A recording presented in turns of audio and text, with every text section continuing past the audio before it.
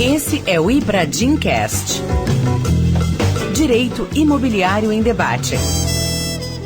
Olá, esse é mais um Ibradimcast. Dessa vez, já é a segunda vez, gravado com vídeo.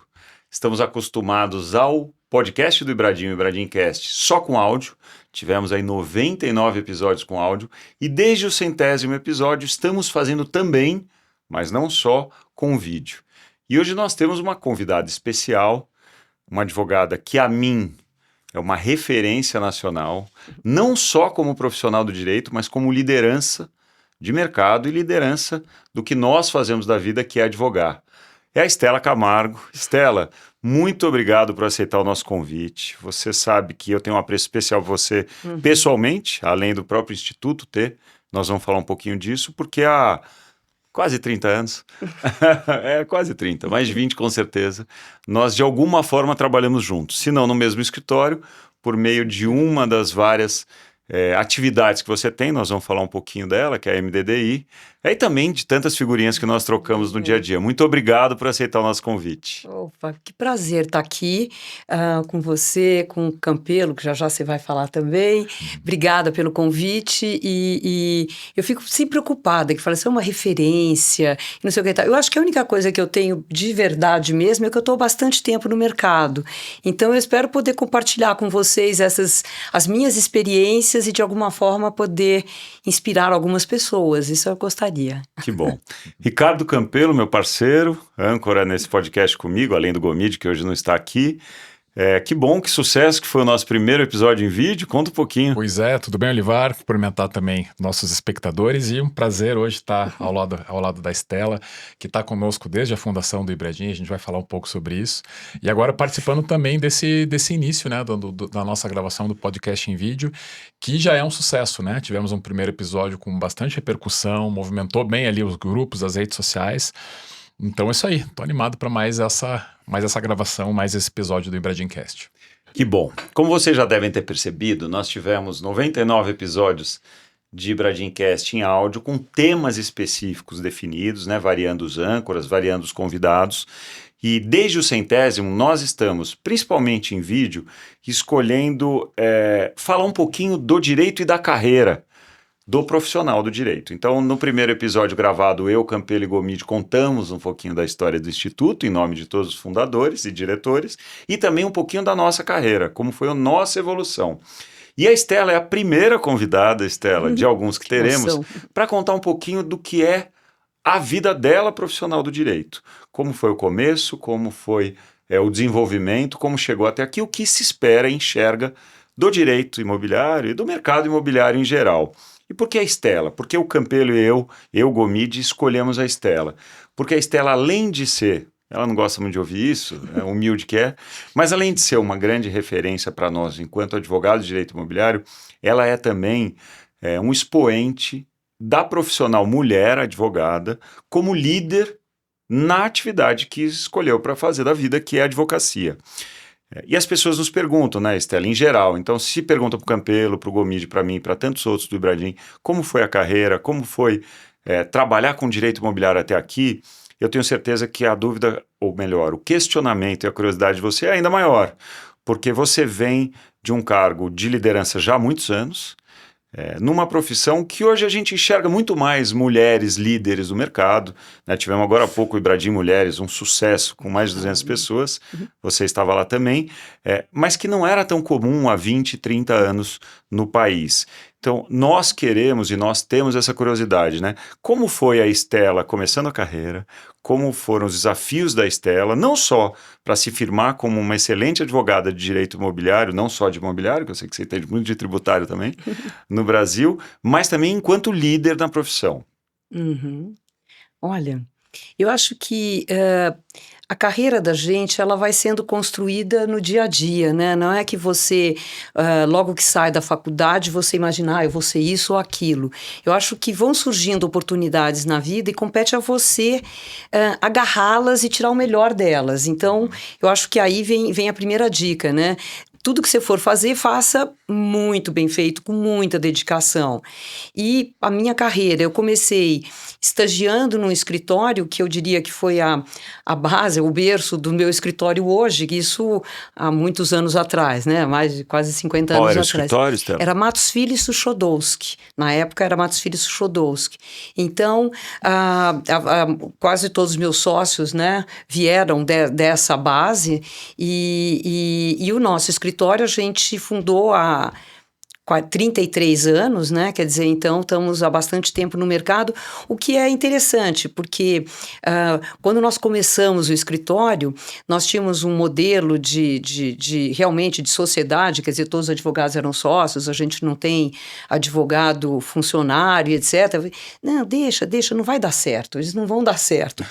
Pelo sim, pelo não, há 33 anos está dando certo, eu acho que é um modelo que funcionou muito bem, porque é um modelo que tenta tirar de todo mundo o que a pessoa tem de melhor, né? Quer dizer, não sei se eu já estou atropelando as coisas aqui. Não, nós vamos chegar lá. Eu Tá que bom. conheço um pouquinho a história e o modelo, eu vou ficar puxando esse novelo. Tá Então, bom. primeiro vamos lá. Ariosvaldo Matos Filho, Ariosvaldo, recentemente falecido. exato. Matos Filho hoje, um dos 3 maiores escritórios do país, com centenas de advogados. Salvo engano, Ariosvaldo também veio do Piero Neto, né? Como vários. Isso, veio. é. E aí você estagiou no Matos Filho, junto com o Marcelo, o Huck, com o Lila, com todos eles. Raquel, exatamente. Todos vieram de e lá. outros que também começaram no escritório, que depois acabaram, no nosso escritório hoje, que também acabaram saindo. E nessa época você trabalhava em que área, no Matos Filho? Eu trabalhava com Otávio Veiga Filho, nosso querido. Então, nós fazíamos imobiliário e uma coisa que hoje eu faço muito também, que é esse planejamento sucessório. Então, eu estou voltando para a minha base, né? Que Otávio Veiga Filho, que foi sócio do Matos Filho até o limite de idade, né? Exato. Agora não mais trabalha lá, um grande querido parceiro nosso também da MDDI, que nós vamos falar um pouquinho. Então. E aí, de lá, vocês optaram por abrir um escritório juntos, é isso? Então, exatamente. Nós vamos dizer, quando houve a separação de Matos Filho e Suchodolski, a gente ficou um pouquinho ali com o Benos Suchodolski, mas depois de um ano a gente já montou o escritório. Porque, salvo engano, pelo que eu me lembro, o Matos Filho é do começo dos anos 80, se eu não estiver enganado. Matos Filho e Suchodolski? Não, mais antes, tempo ainda? Muito e antes. Isso foi começo dos anos 90 que vocês... E foi em 93 que nós montamos o nosso escritório, que hoje é o Huck, Otranto e Camargo. Todos os sócios saíram dessa... Todos, exatamente, que vinham da base de Matos Filho e Suchodolski. O Huck, Otranto e Camargo é caracterizado, você já puxou um pouquinho esse assunto, por um escritório de comunhão de esforços em que todos têm que trazer dinheiro para fazer esse compartilhamento. Diferentemente de outros escritórios que não consideram todos os advogados como sócios, todos os advogados iniciando, por exemplo, um mês, já tendo que correr atrás para se pagar e o que sobrar dividir. Isso foi um modelo estruturado desde o início que vocês mantêm até hoje? Bem, na verdade, era mais ou menos como era Matos Filho e Suchodolski lá nos anos 70, enfim, por ali. Mas eu acho que é um modelo que, vamos dizer, para nós funciona muito bem, mas não quer dizer que é para todo mundo. Aliás, nós tivemos excelentes advogados que passaram pelo nosso escritório. Aliás, nosso escritório tem a fama de formar muito bem os advogados, né? Mesmo os estagiários. Quando tem um estagiário que a gente não consegue absorver, que ele vai para o mercado, eu sei que o fato dele ter estagiado com a gente é uma credencial. É uma credencial, é muito interessante. Eu gosto de ouvir isso. E a gente ouve bastante. Mas, enfim, tivemos vários sócios que passaram pelo escritório que não se adaptaram tanto ao modelo ou tiveram mais sucesso em outro modelo, que seria o quê? Ou você ter uma estrutura que você banca e que você é o dono, ou precisavam até de uma hierarquia, né? Por exemplo, lá no nosso escritório, nós não temos alguém que manda o outro fazer, olha, então você vai fazer tal caso assim? Não. Eu convido alguém para trabalhar no caso. E o que acontece é que, geralmente, todo mundo tem interesse, porque se eu trabalho, eu ganho, eu tenho uma exposição e eu vou crescendo. Então, mas não é uma hierarquia, né? Quer dizer, a gente tem que saber coordenar bem aí as vontades de todo mundo. E como é que é fazer essa comunhão de vontades no dia a dia, inclusive na parte de gestão, né? a gente estava falando sobre sociedade e o que eu estava pensando aqui é que sociedade não é para todo mundo, né? Nem todo mundo tem vocação para ser sócio, né? É verdade. E como é que é, fazer um escritório em que, gerir isso, né? Num escritório em que a base é justamente ter esse espírito de sócio. Exatamente. Por isso que eu digo, pessoas maravilhosas que passaram pelo nosso escritório não ficaram. Mas eu te garanto que todos que ficaram, e hoje em dia nós temos praticamente 70 advogados, estão absolutamente compraram essa ideia e vivem isso. Então a gente tem, inclusive, depois a gente talvez vá até falar um pouco da geração Z, mesmo os jovens recém-formados que ingressam na sociedade, eles estão nesse espírito, né? Quer dizer, eles querem buscar, eles querem crescer. É lógico que outra coisa que a gente insiste muito no escritório, até porque nosso escritório nunca vai ser o maior, até pelo nosso modelo, eu acho que não combina a gente ter muita gente. Então, a gente precisa ter muita qualidade, a gente tem que se destacar pela qualidade. Então, eu acho que a principal, um dos pontos mais relevantes que a gente tem que passar para os jovens é isso. O que você fizer tem que fazer muito bem feito.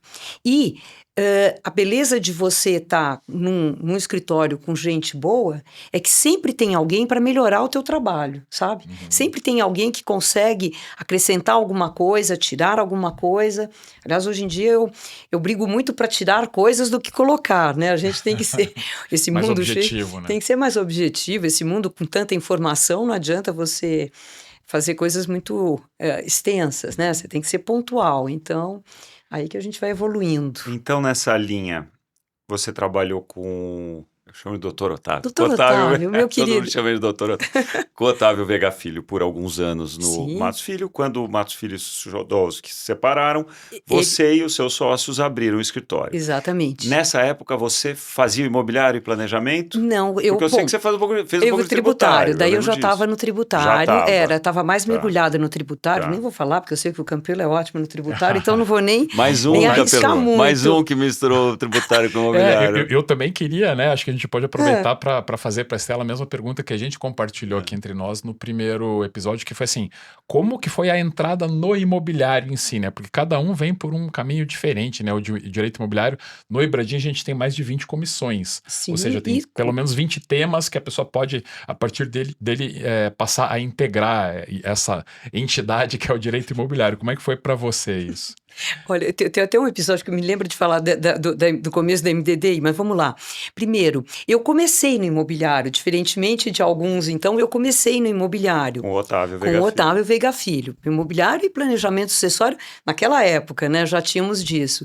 E até com o Otávio eu aprendi uma coisa que sempre me marcou muito, que é esse cuidado com o cliente, sabe? O cliente, ele não vem e te entrega um assunto, um caso específico, você resolve e acabou. Não, o cliente é aquele que vem, que depois vem o filho, depois vem o neto, assim, sabe? Você vai acompanhando bastante. Então, isso é super interessante. Mas eu comecei no imobiliário, depois, quando a gente começou o escritório, eu era mais do tributário mesmo. E o imobiliário era meio que acessório, quer dizer, não tínhamos um setor do imobiliário. Mas depois eu acho que eu fui me dedicando mais ao imobiliário, acabou crescendo, então eu acabei deixando um pouco o tributário, até porque no tributário você precisa estar sempre antenado com muitas novidades, muito tempo, né? Quer dizer, no imobiliário a gente tem um tempo maior de maturação. Mas na prática, o que era esse imobiliário? Que, no escritório de vocês naquela época, o que se trabalhava nessa área de imobiliário? Era a demanda do cliente. Né? Quer dizer, a gente tinha cliente... Aliás, por uma questão interessante, eu sempre trabalhei no imobiliário e advogo muito pouco para incorporadoras. Eu geralmente estou do outro lado, eu sou o proprietário do terreno, aquele que vai montar um pouco a estrutura, etc. Quer dizer, então, o nosso imobiliário era o que o cliente precisava. Se era um loteamento, era um loteamento, se era uma incorporação, era incorporação, mas sempre do lado do terrenista. Isso tem a ver com o imobiliário junto com o planejamento sucessório, Eu acho que sim. Que é um perfil de clientes mais pessoa física, mais mais família, Exatamente. que acaba tendo terreno e é procurado pela Exatamente. corporação para desenvolver, né? Mas eu queria falar como é que a gente desenvolveu muito imobiliário. Vamos dizer, já a gente começa a falar da MDDI, mas logo no começo da MDDI, uma das grandes, vamos dizer, os debates que a gente tinha, tirando a parte do imobiliário mesmo, era assim, puxa, como é difícil a gente arranjar estagiário para o imobiliário. Porque você vai fazer entrevista com o estagiário e fala assim, o que você quer fazer? Ah, eu quero fazer arbitragem, eu quero fazer direito internacional. E você, como é que você vai estagiar no direito internacional, né? Vai para a ONU, então, sei lá. Mas, enfim, era muito engraçado. Então, nós quisemos sempre fazer uma especialização, mas especialização dentro da faculdade, né? Porque o nosso objetivo era ter estagiário, quer dizer, formar advogados com esse viés de imobiliário. Então, tentamos fazer até um curso e quase que saiu do papel, mas enfim, graças a Deus agora tem o Ibradim que tá Então vamos chegar isso. lá. 93, você abriu o escritório junto com o seu sócio, escritório que se mantém até hoje, né? Exato. O Fábio Lila falecido, mas o escritório se mantém até hoje. E em 98 surge então a MDDI, Mesa de Debate de Direito Imobiliário, qual eu tenho Tem muito... um V aí no meio de vinho e viagem. Vamos chegar lá. Essa é a cereja do bolo. Aí foi a evolução da MDDI, nós vamos chegar, porque no começo não tinha, mas nós vamos chegar lá. Estela, conta um pouquinho. Então, você tinha 5 anos já o seu escritório. Marcelo Manhães, nosso grande amigo, é fundador junto contigo. Conta um pouquinho como surgiu a ideia e como foi a concretização da MDDI, que tem muito a ver com o Ibradim, nós vamos chegar lá, mas conta um pouquinho. Não, então, a gente estava, vamos dizer, no escritório e na época, conforme eu disse, eu estava mais no tributário. E eu participava, da mesa de debates de direito tributário, que era na São Francisco, e, enfim, os papas da época do tributário, era Ricardo Maria de Oliveira, o Guerra, enfim, um monte de gente, nem vou citar porque eu vou esquecer de alguns que não poderia, né? Mas, enfim, e era muito interessante. Era um modelo um pouco diferente, porque talvez eles fossem mais distantes da plateia, tá certo? Então, vamos dizer, tanto é que eles ficavam numa mesa, né? E a gente ficava efetivamente numa plateia, era um auditório, e eles, vamos dizer, traziam temas, debatiam, e a gente podia fazer pergunta e tal. E eu achava aquilo sensacional, porque eu falava assim, olha, participando dessa mesa de debates, eu nem preciso ir para tantos congressos, etc., porque todos os temas são jogados ali. Então, eu falei, e era aberto? Era Ou aberto, tinha um grupo fechado? era aberto. Você podia ir lá na plateia, né? E tinham temas específicos e tal. Eu não recebia a convocação, então eu não sei dizer se os temas eram preparados antes, mas enfim. Funcionava muito Era bem. Um pinga-fogo, chegava Pinga-fogo, falava e tal. E temas bastante atuais. E uma coisa que eu acho que é bem a pegada da MDDI também, não é teórico. Eram soluções de casos práticos. Então, acho que isso também é um grande diferencial, né? Você não vai lá para estudar teoria, mas sim para ver na prática como você enfrenta os problemas. E daí, enfim, pensei em fazer a mesa de debates de direito imobiliário e comecei a me cercar de pessoas. E a primeira, evidentemente, foi o Marcelo Manhães. E o Manhães, acima de tudo, é um cara que tem brilhantes ideias, é um cara super relacionado. Para quem não conhece, Marcelo Manhães, grande advogado de direito imobiliário, está conosco no Ibradim, foi presidente da Comissão de Direito Imobiliário da OAB há uns 10 anos. Aliás, acho que foi a primeira Comissão de Direito Imobiliário da OAB São Paulo, acho que ele foi o primeiro presidente, que hoje eu estou, mas que ele foi o primeiro, ele que desenvolveu, né? Tudo que a gente consegue chegar hoje tem muito a ver com ele.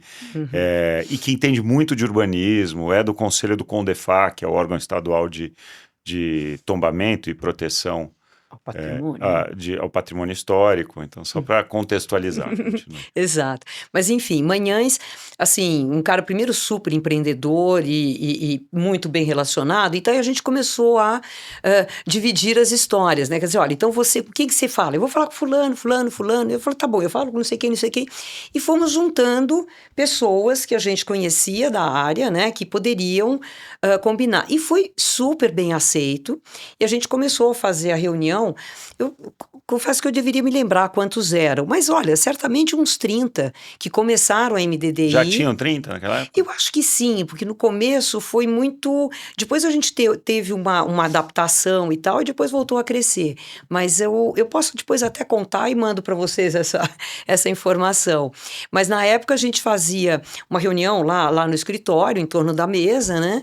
E tinha até uma ata que a filha do Pedro Cortes, que é a Mariana Cortes, que trabalhava conosco naquela época, hoje em dia tá no KLA. Está no escritório junto com o Pedro, Junto com o Tiago, Pedro, irmão. exatamente.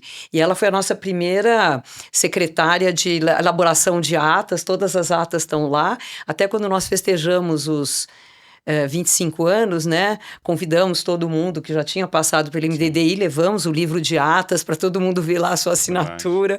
Então, enfim, começou assim. E daí todo mundo pergunta, né? Por que a MDDI... Né, uma coisa pequena, perto de um Ibradim ou perto de outras associações que tem muito mais gente, etc. O que nos mantém, né? Eu acho que é justamente a proximidade que se criou com o grupo. Primeiro que é um grupo incrível. Eu diria que só tem gente muito boa, muito interessada e especialmente muito generosa. Quer dizer, a gente começa a debater uma coisa, Olivar, qual é? Daí vem o Olivar e conta, começou assim, era assado, a jurisprudência foi assim, foi essa. Quer dizer, além da memória incrível que ele tem, é o conhecimento que tem na área. Então, assim, todos os nossos encontros são riquíssimos e todo mundo que está lá para contribuir, não é só para aprender ou ouvir ou copiar, enfim, todo mundo está lá para trocar experiências. Então, eu acho que esse é um segredo. Também para contextualizar, a MDDI, que como a Estela falou, foi fundada em 98, eu mesmo entrei em 2003. Oi. Por conta da Já da querida segunda geração. Helena que me levou, Helena Marques. E segunda geração, já 5 aninhos só depois da segunda geração. São reuniões quinzenais, que desde a pandemia são online na maioria das vezes, antes era só presencial, sem gravação, e como a Estela falou, realmente dadivoso, assim, quem está lá para compartilhar experiência e conhecimento, e obviamente absorver também experiência e conhecimento dos outros 20, 30 que lá estão. A gente não fica segurando informação, lógico que não pode falar nome de cliente, não fala jamais, é um dever nosso de profissão, mas os casos e as experiências e os estudos e as informações de núcleo legislativo e tudo mais, a gente fica trocando lá. Então todo mundo sai de lá melhor do que entrou. E só participa quem está lá também para entregar, né? Que é uma das grandes brigas que a gente tem. Quem vai lá só para ouvir é melhor não ir, porque a gente não quer. Está ocupando espaço. Está ocupando espaço e não está entregando esse espaço e às vezes até tempo, né? Porque você espera, você dá a voz para a pessoa.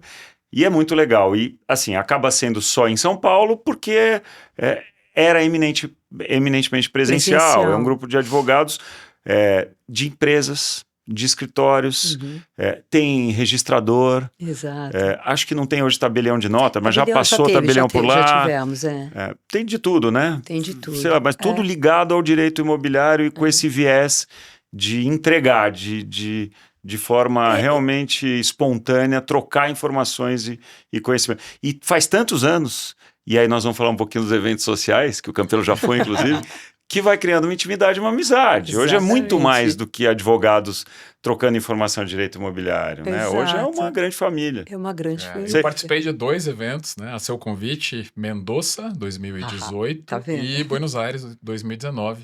Aí um evento, né, fora do Brasil, já como você diz, com um enfoque social, mas com uma programação jurídica também de respeito, né? O que nós fazemos agora vai ter mais gente querendo ir. Porque nós fazemos assim, a gente costuma viajar, tira uma quinta-feira, né? Viaja na quinta-feira ou quinta-tarde. Isso. Aí quinta não tem evento nenhum. Aí sexta é um dia inteiro de trabalho, das 9 às 7, 6.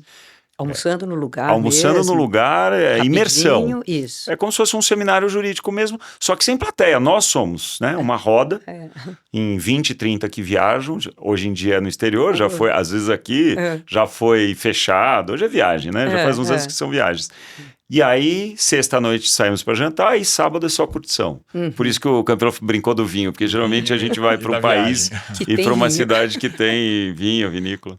Mas foi muito interessante quando você me chamou para ir a primeira vez. Claro que eu já tinha ouvido falar, né, do MDDI, mas aí que você me chamou, fui pesquisar, né, para ver se tinha alguma coisa, site, alguma coisa, né, para eu entender melhor como é que era o evento, assim, e não tinha nada, né? Aí que eu entendi que era um grupo, assim, né, de pessoas conhecidos que querem manter, né, mais low profile ali. Mais do que no plural, é no singular. Isso é a mão forte da nossa presidente, que é a Estela. A Estela é a presidente da MDDI desde o Nascituro, e eu mesmo, durante um tempo, ela vai lembrar, eu ficava provocando. Eu falava, Estela, deixa eu fazer um site, deixa eu fazer um evento aberto. E ela sempre falava, Olivar, Não é o canaliza a tua propósito. energia para outra coisa. E acabei Que canalizando. bom, né? Acabou Que dando bom. certo. Porque Vê como eu aqui nós acertei, não vamos né? fazer. Aqui não vai acontecer. Aqui é a gente, é esse grupo. Eu e Manhãs idealizamos assim, é assim que nós vamos fazer, né, Estela? Exatamente, exatamente. Não, e hoje em dia, toda vez que como a gente faz algumas reuniões virtuais, então sempre tem um Outlook que acaba botando a inteligência artificial para fazer a ata.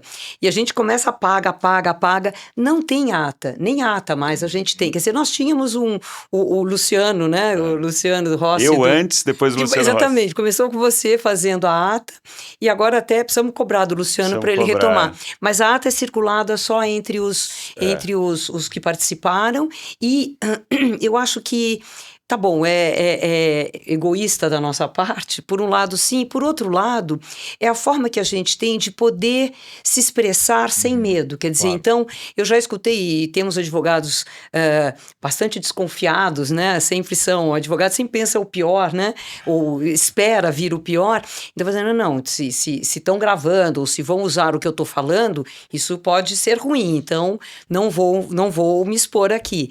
Então, na MDDI, pelo menos, a gente tem essa tranquilidade, quer dizer, lá é para você Porque os se frir. debates, eles são também opinativos. Exato. E quando você opina enquanto advogado, se isso for gravado, amanhã você está do outro lado da mesa, isso pode ser ruim, pode ser usado contra você. Exatamente. Ninguém quer isso. A Exato. partir do momento que... Aliás, mesmo na Ibradim, quando a gente uma não discussão que a gente gravava, já teve no várias Ibradim, vezes. né? Porque se você grava, você não vai querer opinar. Porque se você abrir o coração e opinar, enquanto advogado, quando você for mandatário de alguém em algum caso, não necessariamente sua opinião é o que vai valer ali. E pode ser usado contra você. E tem um detalhe que aí é colateral, mas que é uma discussão que a gente teve no Ibradim, é que se fica gravado, as pessoas se sentem menos incentivadas a comparecer presencialmente. Também. Se ela tá ali com uma dificuldadezinha de agenda, ela, não, deixa eu priorizar o meu outro compromisso, que depois Eu gravo, eu o vejo. evento lá eu assisto depois, né?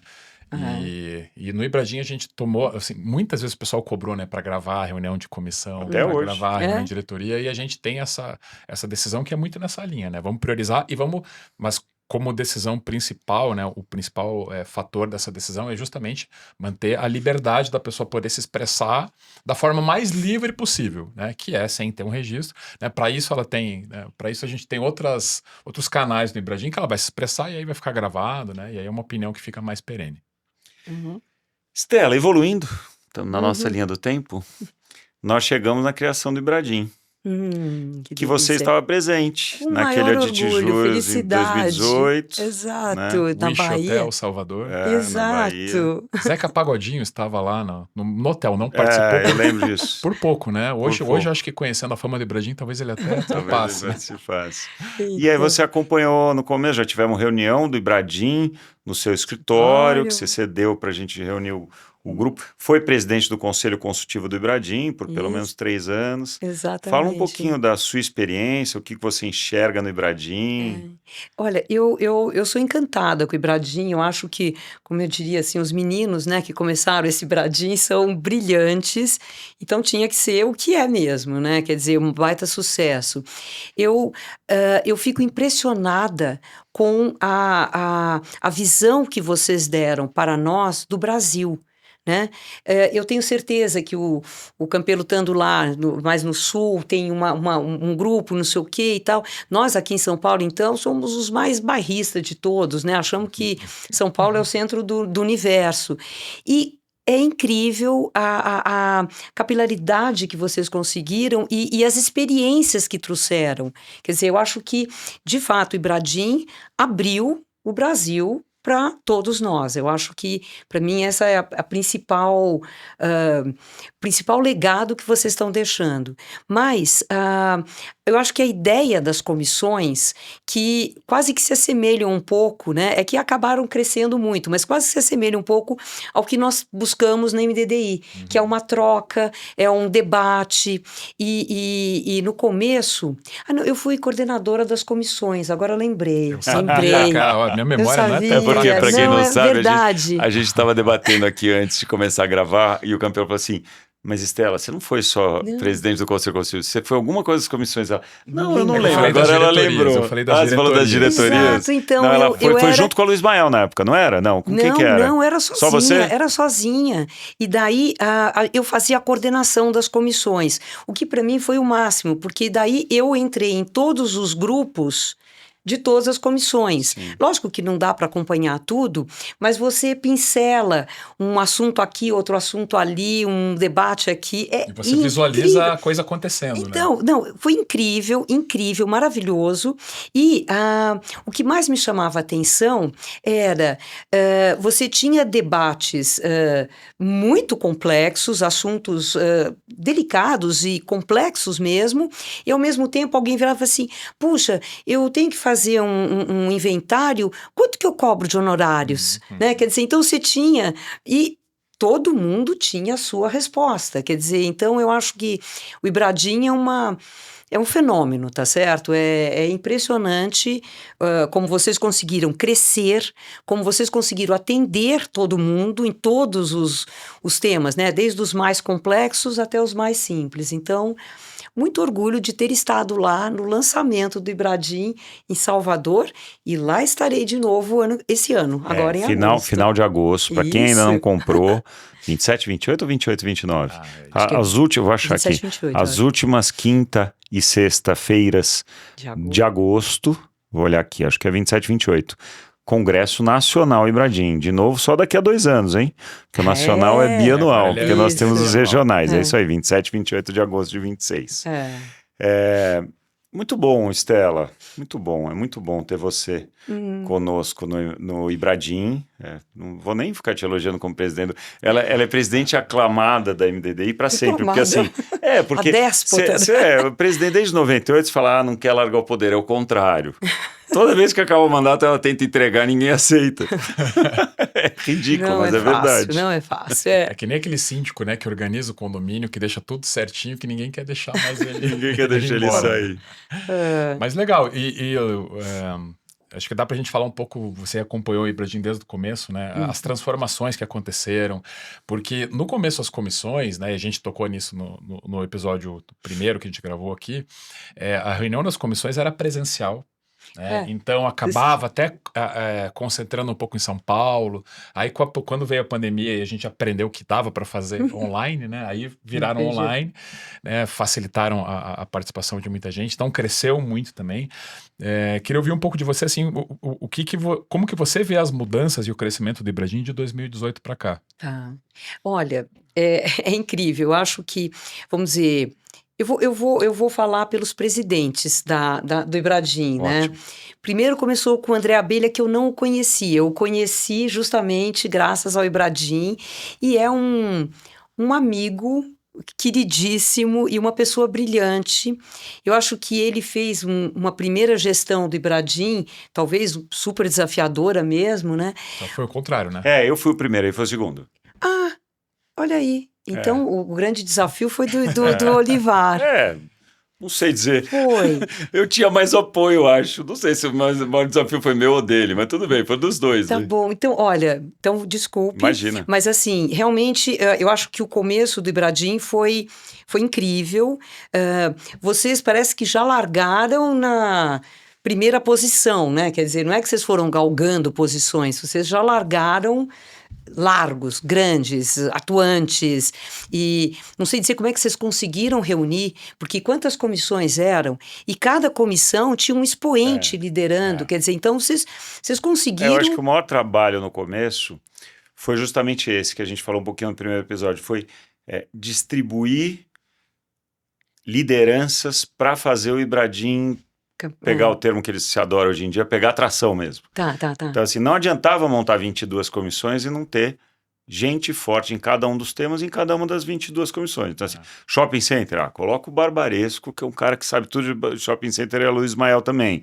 Loteamento, coloca quem entende tudo de loteamento, não vou lembrar o nome de cada um. Tá. Incorporação, negócio imobiliário. Então, locação, coloca o Jacques Butchares, que tem que saber, né? O Zé Vicente foi de incorporação desde o começo. Então, aí, cada um deles fazia o negócio andar. Mesma coisa as diretorias. Vai para o Paraná, além de ele ser fundador, dá na mão num cara, o Baldissera no Rio Grande do Sul, com o Nunes, aí vai assim. E aí o negócio fazia andar. Acho que esse era o grande desafio. E o Ibradim tem muito a ver com a ideia que a MDDI teve também. Tenho certeza que a MDDI foi criada porque enxergava-se um buraco, uma lacuna, que precisava ser preenchido de debate de direito imobiliário. O Ibradim, a gente enxergava isso para Brasil. Exato. A gente enxergava que não tinha amálgama em direito imobiliário no Brasil. Você tinha direito do processo civil, você tinha o IBDFAN de família, que a gente estava falando agora há pouco, e todos os outros, mas direito imobiliário não havia o que grudasse, né? O que eu ia falar, dando um passo para trás, é da dificuldade de escolher as lideranças, que precisava ser não só uma referência de conhecimento, mas que também fizesse a coisa acontecer, né? A gente teve algumas situações de colocar a pessoa era ótima, tecnicamente muito boa, mas não tinha... Não fazia. A gente estava com um formato inicialmente também não muito bem implementado, assim, então a pessoa não sabia o que era para fazer, se era para marcar a reunião, se era para puxar tema, e algumas comissões não decolavam, né? Apesar de ter referências ali como líderes, né? Acho que esse foi um desafio também no começo aí que a gente foi superando. É verdade. Até porque você falou do Jacques, né? O Jacques é brilhante, mas para organizar alguma coisa não é exatamente ele. Ele tá para bagunçar. Ele tá lá para trazer as coisas. Para divertir. Para divertir. Não, e animar todo mundo. Mas, enfim, eu acho que esse é o grande desafio. Você tirar o melhor que a pessoa tem para dar, né? Então... Mas, enfim, eu acho que o começo do Ibradim já foi grande, já foi bárbaro. Depois da sua gestão, eu falei, bom, e agora, né? Quem é que vem? Daí vem o André Abelha com outro viés, uma coisa mais criativa, mais, enfim, incrível. Formulários. Os formulários. Exatamente, criando todos os formulários, etc. Então, acho que é incrível como consegue, né? E agora com a Luiz Mael, quer dizer, a Luciana é uma querida, eu acho que ela participou muito das gestões anteriores, né? Sempre foi muito ativa, e daí quando ela assume a presidência, ela vem com um gás, com uma garra, e enfrentando os desafios naturais, né? E, enfim, eu acho que o Ibradim, no mínimo, sabe escolher bem os seus presidentes. Eu acho que eu tô feliz com isso. Coisa boa. E é isso aí, Salvador de novo, né? A Estela puxou o gancho aí, teremos mais um congresso, né? Que a gente está acreditando que vai ser mais uma edição histórica. Vai ser, Lógico que todo mundo sabe que o André Abelha é o grande idealizador e dedicado, mas eu participo um pouco com ele. Vai ser ainda melhor do que foi há 2 anos, ainda mais detalhado, maior, com mais opções dentro do Congresso. Vai ser fantástico. Uma parte social também muito bem trabalhada, não é só o MDDI, né? Tem uma parte social boa. Nós gostamos um pouquinho. Mas na Bahia não vai ser vinho, vai ser outra coisa. Vai ser caipirinha de siriguela. Também é bom, né? Estela, 2026, você tem escritório desde 93, já trabalhava, como você falou. O mundo mudou muito. O país mudou muito e a atividade de advocacia mudou muito. Se o imobiliário, como você fala, você fazia aquilo que o cliente queria, mas o que ele queria naquela época era algo mais incipiente, imagino, do que é hoje. Hoje virou um mundo, né, o direito imobiliário. Realmente um mundo, porque a gente trabalha em casos que você fala, isso é tudo, não é só imobiliário, né? Societário, tributário, planejamento, tudo numa operação só. E a gente tem um desafio geracional também, né? Nós temos o desafio de aquela pegada, para usar esse termo que você teve nos anos 80, 90, muita gente reclama que é difícil de enxergar nas gerações atuais. Ao mesmo tempo, talvez eles tenham uma vontade, uma forma de enxergar a vida diferente da nossa, que durante um tempo mais novos só queria subir degrau na carreira, sem qualificar o que é bom e o que é ruim, mas é diferente. Como que você vem enxergando essa evolução? O que que você imagina que a gente vai ter nos próximos anos? Uhum. Vamos chegar nos próximos anos, né? O Brasil é tão confuso, o mundo está tão confuso, mas enfim, eu acho que eu reparo lá no escritório, né? Nós tivemos já, vamos dizer, a maioria dos nossos sócios atuais, eles foram estagiários do escritório. E o que eu escuto de todos eles é sempre assim. No meu tempo não era assim, sabe? A gente era super diferente, a gente era muito mais assim, mas isso vem se replicando ano a ano e etc. Eu realmente acho que você tocou no ponto, né? Quer dizer, nada é melhor ou pior, é o que tem, né? É o que tem hoje.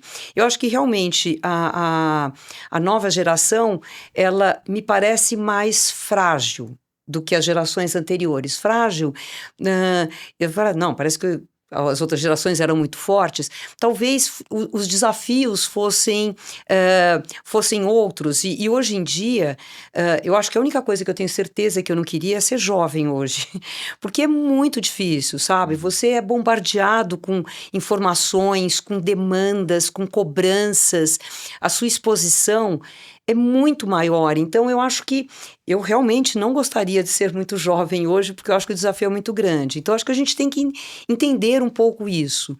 Em termos do direito imobiliário, eu acho que sempre vai existir um cliente que precisa de uma coisa específica.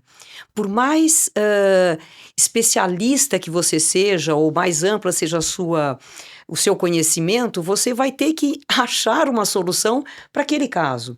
E você tem toda a razão. Eu acho que não adianta você dizer que eu sou advogado de direito imobiliário, porque você não vai resolver o problema do cliente se você só sabe imobiliário.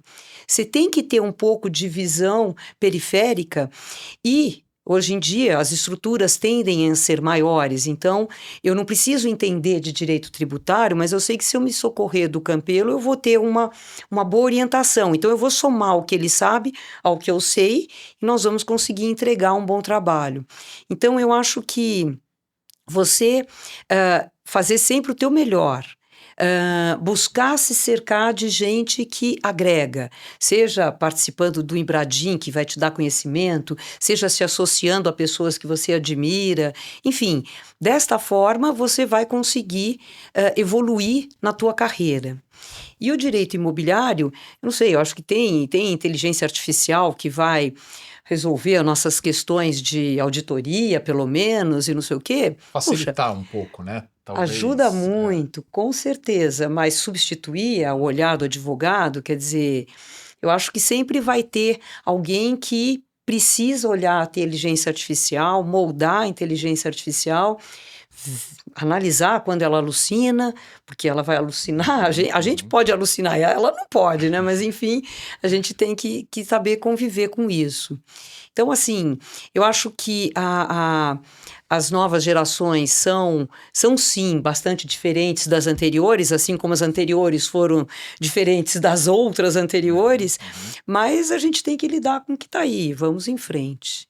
No escritório, Estela, tenho curiosidade de saber, assim, até por conta, né, desse perfil que você colocou do escritório, né, de todos serem sócios, e imagino que o processo de tomada de decisão dê muito trabalho, né, de envolver todo mundo, mas principalmente de como que vocês veem a questão da complementariedade dos sócios, né? Que é uma questão interessante. Até eu e o Olivar me colocou uma vez com uma consultoria, né? O Olivar que avaliava as características pessoais, muito interessante, assim, né? E eu identifiquei ali que eu tinha características muito complementares da minha sócia, que é a Natália Broto, e que eu vejo que, assim, muito do segredo do nosso sucesso como sócios está nessa complementariedade, né?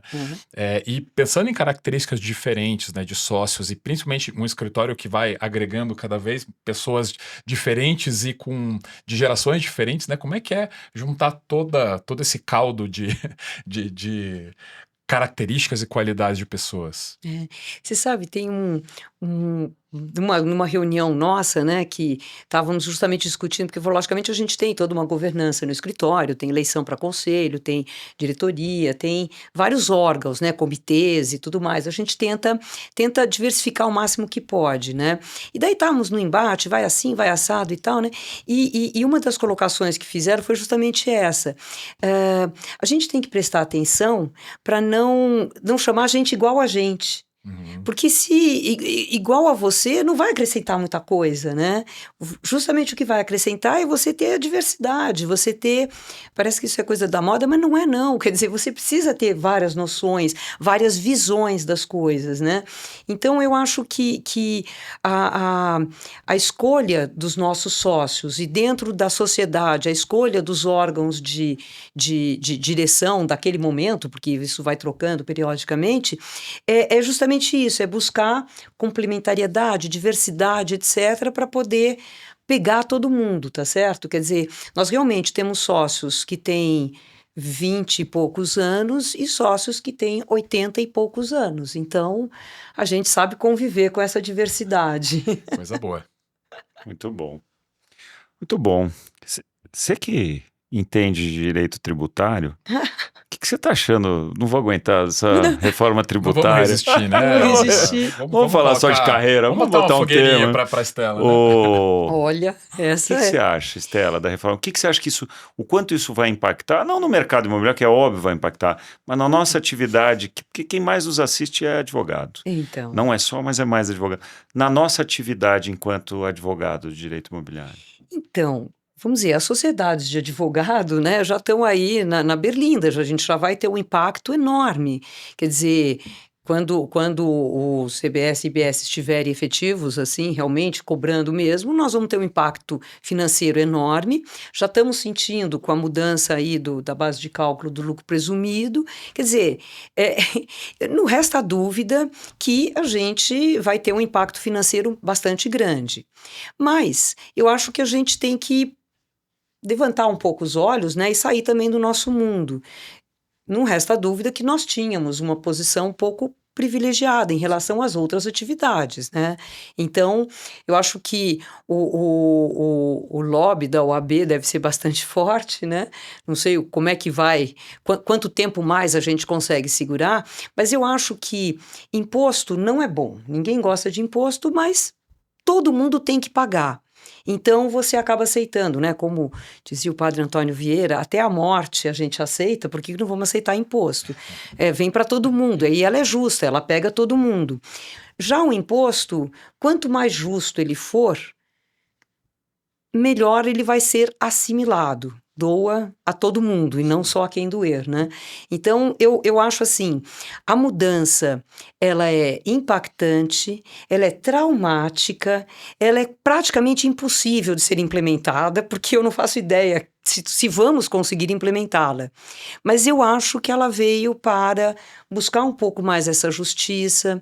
Eu nunca imaginei que eu ia ficar defendendo aqui o fisco, né? Mas enfim, não é muito a minha praia. Mas enfim, eu acho que se a gente conseguir equilibrar um pouco mais a justiça tributária, eu acho que vai ser interessante. Vamos ver. Eu acho que essa reforma ela tem algumas bandeiras que realmente são interessantes. A questão da não cumulatividade, né? Ela é positiva, isso, né? A questão de você ter um imposto sobre valor agregado, ela é defendida por doutrinadores tributaristas no mundo todo. Eu acho que a reforma tem esse mérito, mas eu acredito que a forma como foi feita e né, a complexidade que ela trouxe, eu acho que foram negativos.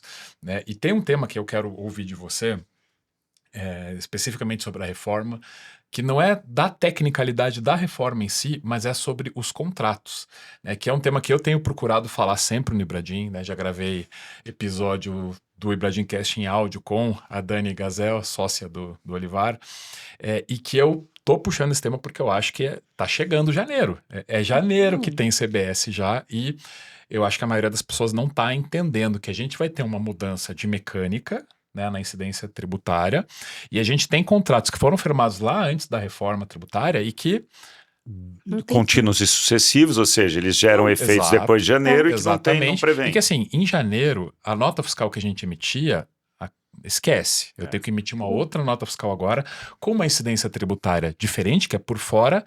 E aí, como é que fica aquele contrato antigo? Eu acho que eu não estou vendo as pessoas se preparando para isso, né? Porque tem duas questões para discutir. Uma é o preço por fora, né? Mas eu vou ter um acréscimo de tributação. Quando a gente vê ali a formação de preço e o impacto, a gente vê que muda a composição do preço pela questão do aproveitamento do crédito, mas tem um aumento de carga. Para a grande maioria das áreas vai ter um aumento de carga. E se você não trouxer um equilíbrio, o crédito de um pode não necessariamente refletir menos imposto para o outro. Você pode tornar a relação mais desequilibrada ainda. Né? E eu não sei, eu não estou vendo as pessoas tão preocupadas como eu acho que deveriam estar para esses contratos. Em janeiro de 2027, como é que a gente vai fazer com essa nota fiscal? Que, por exemplo, que o meu escritório emite para um cliente que eu atendo lá há 5 anos. A dica de ouro, para os contratos já pré-existentes, tem que negociar. Isso. E para os novos, que eu também não estou vendo, tem que ter pelo menos uma linha dizendo que a partir da entrada em vigor do novo sistema, as partes vão tornar equilibradas as relações tais quais agora no sistema isso anterior. É o mínimo, no né? mínimo não uma resolve linha. o problema, não resolve, mas é o mínimo. Não resolve porque vai ter que botar as pessoas na mesa de novo. Né? Mas pelo menos dá para negociar, senão nem isso. Sim. Não, com certeza. Como é que vocês estão vendo esse movimento todo, Não, Stella? e olha, a gente acompanha alguns clientes que a gente como é que eu vou emitir a nota fiscal, como é que vai ser isso, aquilo. Agora, vamos dizer, para pessoas que têm que emitir 200 mil notas fiscais, como é que faz? Hoje não se sabe. Como é que faz isso, sabe? Você tem que mudar todo um sistema enfim, realmente é muito traumático. Não sei dizer se vamos conseguir implementar. Essa é uma dúvida mesmo, porque realmente vai ser pesado. Mas eu acho que tem que já prestar atenção, né? Nós estamos numa fase de transição e os contratos têm que perceber isso. Nós temos que ter essa linguagem, sim. E como o Oliver falou, contratos antigos, né, que você não tem a oportunidade de mexer na cláusula, tem que começar a conversar sobre essa renegociação, né, para entender. Em tese, mesmo havendo o aumento para uma das partes, em tese não é para ser uma conversa difícil, porque ninguém vai querer levar vantagem em relação a ninguém. É um equilíbrio do contrato tal qual firmado numa data em que o regime era passado para um regime outro. Mas muito mais fácil agora do que depois, porque a hora que estiver girando, o sujeito falou, não, agora... Você não vai chegar em 30 de dezembro para dizer, olha, minha nota, eu tô te mandando a nota aqui, você vai ver que tem uma mudança, um acréscimo, tá? Que eu tô empurrando. Mas fique tranquilo, porque você vai ter crédito aí. Então, aliás, esse é outro ponto, né? Muitos advogados ainda têm clientes pessoas físicas. Exato. Ou clientes que não serão contribuintes da CBS-DS pelos regimes especiais, etc., que vai requerer uma análise. Caso a caso. Caso a caso.